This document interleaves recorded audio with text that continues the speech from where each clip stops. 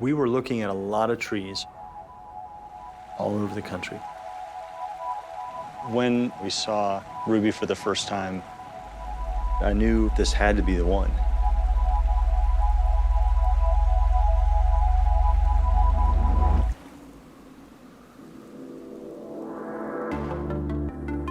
Done a lot of plant exploring in Costa Rica and other parts of South America. A little bit in Southeast Asia. I would say that I like plants more than people. The idea behind the spheres is to share this connection with nature.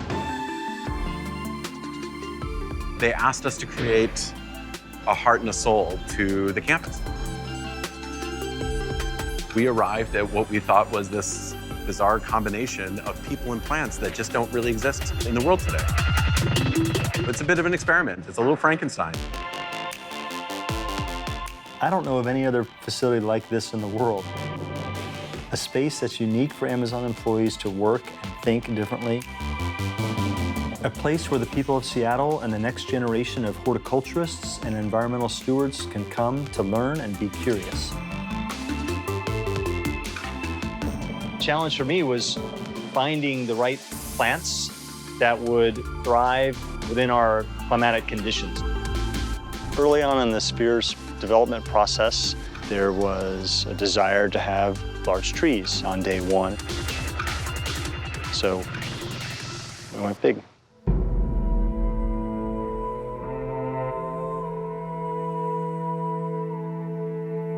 We visited Barrowwood Tree Farm down in Somi, California.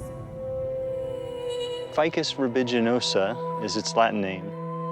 We call it Ruby. She was one of the original trees that was planted here back in 1969. She's a big girl. She's 49 feet tall. And her trunk is 30 inches across. Ruby's one of a kind. There's not a tree like her on the planet.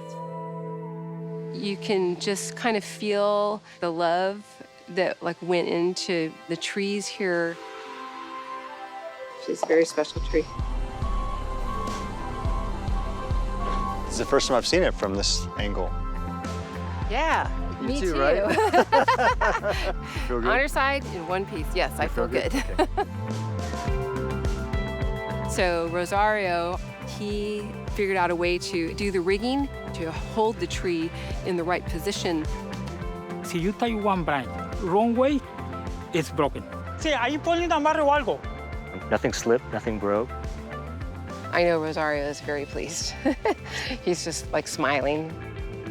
Ruby is one of the largest and oldest trees to go out of here. It's kind of bittersweet in a way. Ruby's going to be traveling for several days, going through the desert, and then going through a mountain pass. So the goal is to get Ruby there with as many leaves still on as possible. My name's Joshua Kenneth Thomas. My job title is a truck driver. I don't think there's much more than that. I've never hauled a tree like this before that needed to be watered during transportation, so pretty excited about it.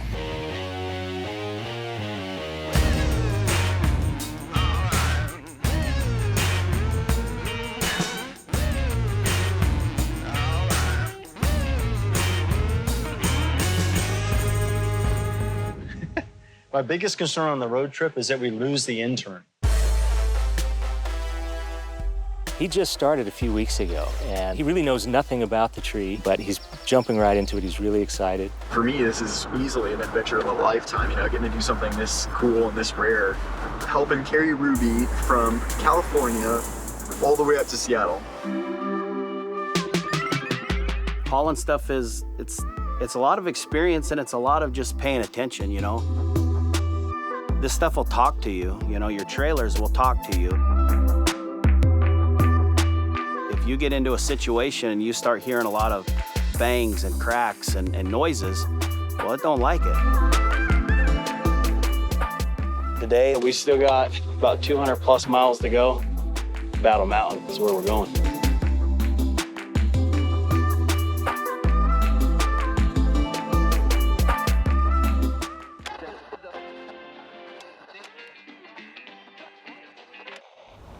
Well, we did our morning walk around, had to tighten some rope.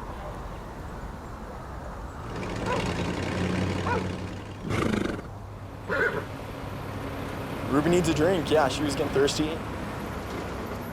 Looks like irrigation system's doing its job, right? Yeah, everything's feeding her where it needs to be. I'm assuming it's flowing good because it's leaking on both sides of the trailer. Yeah. As Ruby makes her way up to Seattle on this journey, she's in good hands with Josh and Nick, the intern. Here in Seattle, we are approaching the finish line. We got the best lighting engineers on staff to help us add some supplemental lighting. We have really good climate control. So there'll be a lot of fog running like this so that any shock that Ruby has on her way up from California will be mitigated as soon as she gets to Seattle.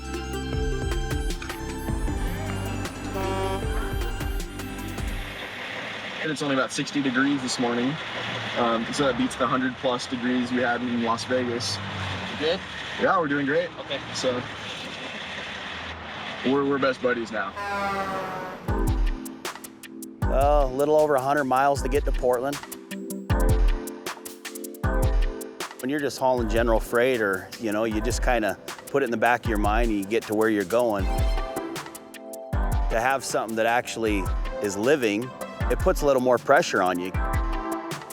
I was just wondering what you were hauling there. It's a 50-foot ficus tree. Wow. I thought it was a super secret military helicopter right there. Getting closer to Seattle, marching closer and closer every day. Today's our final push. We'll pretty much go straight up I-5, head for Seattle.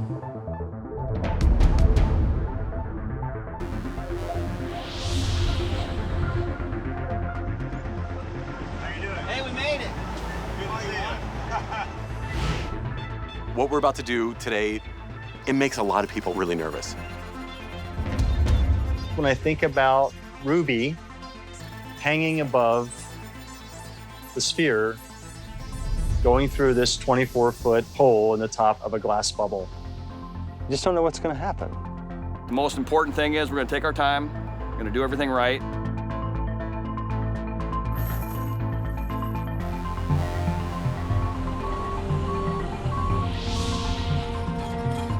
On the first attempt, we heard a loud snap.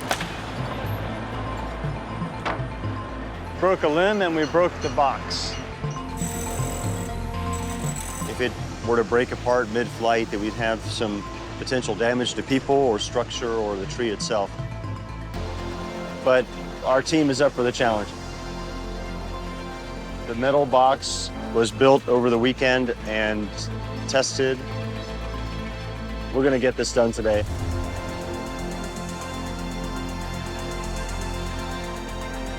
Yeah, Dome Command, this is Crane Command. Come in, over.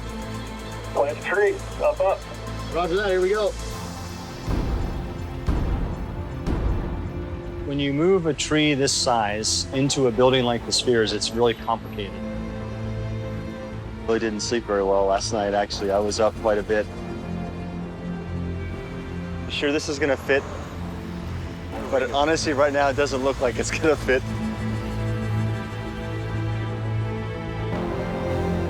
Big needle, big thread.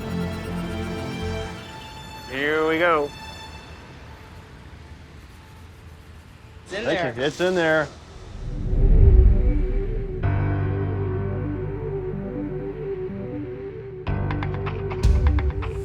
Awesome. 3 years. 3 years in the making. Amazon is a company where thinking big and taking on challenges is really encouraged. I would not have taken this risk if I wasn't at Amazon. I think Ruby will be really happy here.